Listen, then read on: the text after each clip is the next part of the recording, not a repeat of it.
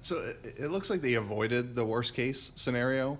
We were talking about going into the storm. The industry was talking about $100 billion worth of insured losses, which would have made it the worst storm ever.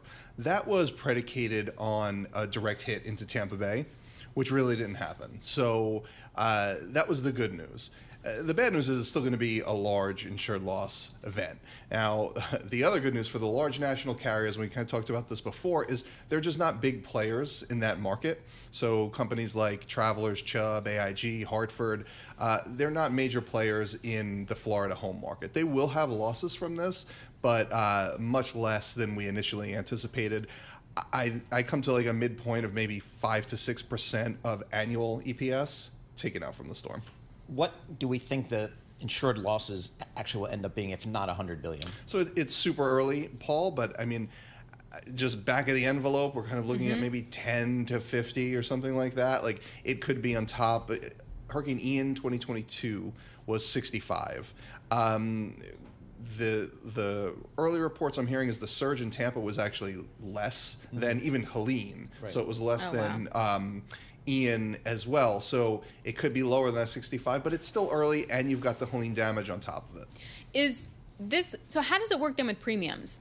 I mean, we're used to hurricanes, right? So like, do premiums for insurers or reinsurers wind up going up? Like, how does that work, and what's the immediate reaction? So you got a bunch of dynamics in this. Home insurance premiums going up anyway, right? For everyone? Pretty much for everyone. That's been happening for a while now, and that is cost of materials, the frequency and severity of storms nationwide anyway. Severe convective storms, kind of strong hail, stuff like that. So it's not just hurricanes. So that has been driving home insurance prices up anyway. Reinsurance prices of insurance for insurance companies have been going up anyway, which drives it up as well. What I think will happen, and I don't exactly want to make this call, but there's going to be demand surge, meaning there's going to be a huge demand for building materials, and that is going to push up costs across the country as well. So that'll feed into price. So there's a bunch of upward things pushing on home insurance prices.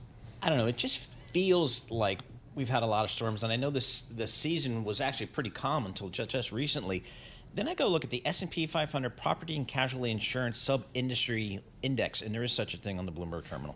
It's up 38% year to date. Yep. These insurance stocks are doing well. What's going on there? What's the call? Fundamentals still good for them. And we expected a busy hurricane season. Kind of new conditions were conducive to that happening. And there was a lot of formation. There weren't a lot of big landfalls. But these stocks, they're defensive, so it's like kind of when you get worried about the economy, they do okay, but then they can also benefit from the economy. So they're a nice play on both of those things.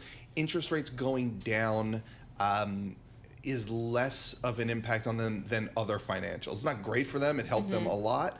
But if you have to own financials, they're less sensitive to interest rate moves. So there's a bunch of positives there. I see fundamentals probably peaking. So, we might be at that point, but still good fundamentals.